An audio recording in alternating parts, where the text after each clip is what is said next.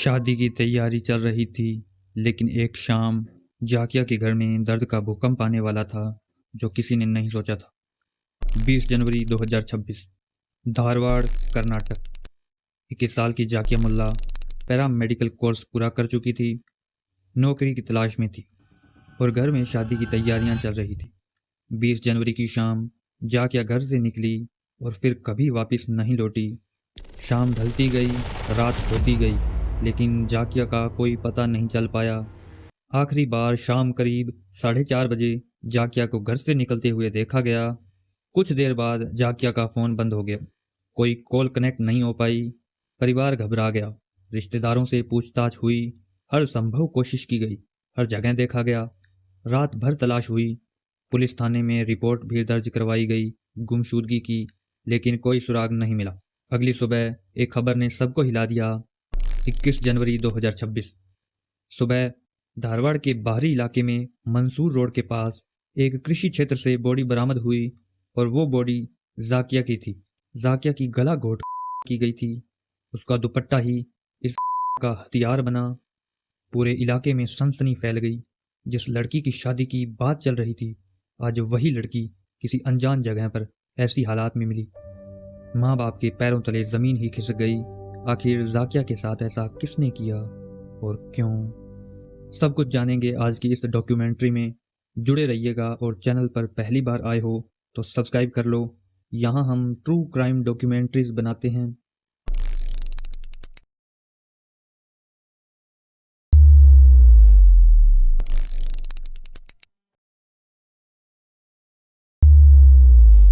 जाकिया मुल्ला कर्नाटक के धारवाड़ शहर के गांधी चौक इलाके की रहने वाली थी। एक साधारण, मेहनती और सपनों में खोई हुई लड़की। जाकिया का जन्म एक सामान्य मिडिल क्लास मुस्लिम फैमिली में हुआ था। परिवार में अनुशासन था और बेटियों की पढ़ाई को हमेशा अहमियत दी गई। घर का माहौल शांत था, जहां भविष्य को लेकर उम्मीदें थी, लेकिन डर नहीं। बचपन से ही जाकिया पढ़ाई में अच्छी स्टूडेंट थी। स्कूल खत्म करने के बाद मेडिकल फील्ड को चुना, क्योंकि वो दूसरों की मदद करना चाहती थी। यही सोच पैरा मेडिकल कोर्स तक ले गई। धारवाड़ शहर के मदीना कॉलेज से जाकिया ने अपना पैरा मेडिकल कोर्स पूरा किया। कॉलेज के दिनों में भी वो एक जिम्मेदार और फोकस के साथ आगे बढ़ रही थी। जाकिया का सपना था जल्द नौकरी प्राप्त करना और परिवार का सहारा बनना। कोर्स पूरा होने के बाद जाकिया नौकरी की तलाश में थी। इसी दौर में जाकिया की लाइफ में एक ऐसा इंसान आया जो दूर का रिश्तेदार था।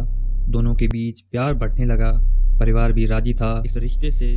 साबिर परवेज अहमद, उम्र करीब 22 साल, ड्राइवर का काम करता था। साबिर जाकिया का दूर का रिश्तेदार था और पिछले करीब 3 साल से दोनों एक रिलेशनशिप में थे।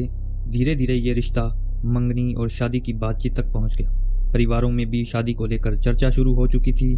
जाकिया के लिए ये एक नया पड़ाव था, नौकरी और शादी दोनों को एक साथ। लेकिन बाहर से सब कुछ ठीक दिख रहा था, अंदर ही अंदर रिश्ते में तनाव बढ़ रहा था। शादी को लेकर मतभेद, भविष्य की जिम्मेदारियां और छोटी छोटी बातों पर झगड़े।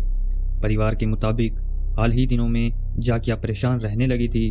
20 जनवरी 2026 वही दिन जब यह कहानी एक खतरनाक मोड़ लेती है।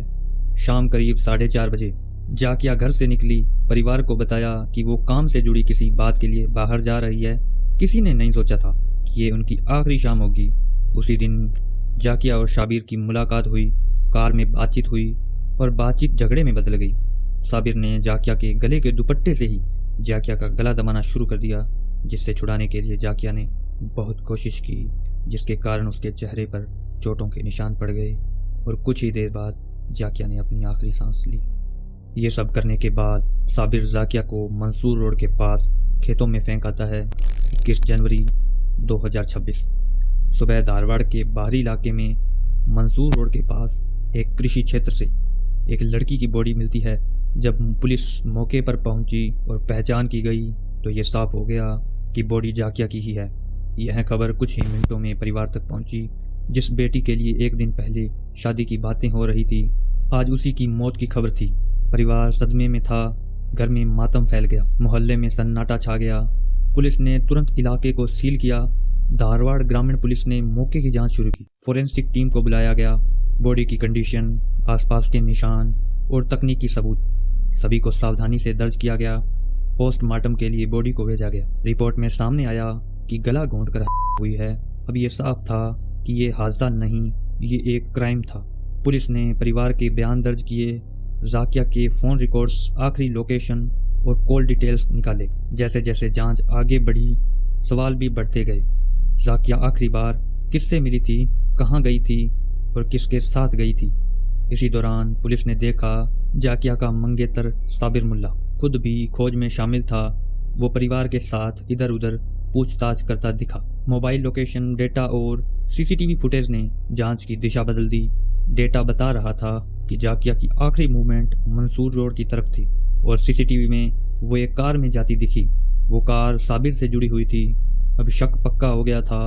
12 घंटे के अंदर पुलिस ने साबिर मुल्ला को हिरासत में ले लिया। पूछताछ के दौरान उसकी कहानी टूटने लगी। आखिरकार उसने जुर्म कबूल कर लिया। पुलिस के मुताबिक शादी और रिश्ते को लेकर झगड़ा हुआ और गुस्से में एक जान ले ली गई। गिरफ्तारी की खबर शहर में फैलते ही लोग सड़कों पर उतर आए। सोशल मीडिया पर justice for Zakia Mulla trend करने लगा। महिलाओं की सुरक्षा, रिश्तों में हिंसा और भरोसे के टूटने पर सवाल उठने लगे। लेकिन परिवार के लिए कहानी यहीं ख़त्म नहीं हुई। परिजनों ने आरोप लगाया कि इस मामले में और लोग भी शामिल हो सकते हैं, ख़ास तौर पर आरोपी के पिता की भूमिका। जांच की मांग उठी। पुलिस ने कहा मामले की जांच अभी जारी है। आज साबिर मुल्ला न्यायिक हिरासत में है। कानूनी प्रक्रिया अपने रास्ते पर है, लेकिन जाकिया की गैर मौजूदगी उसके घर में, उसके सपनों में और उन योजनाओं में हमेशा महसूस की जाएगी जो कभी पूरी नहीं हो सकी।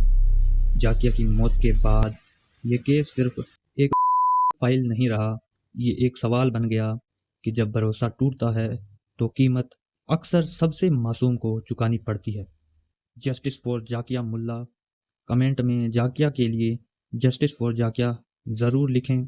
चैनल को सब्सक्राइब करें, कहीं आप ट्रू क्राइम डॉक्यूमेंट्री से रह न जाएं।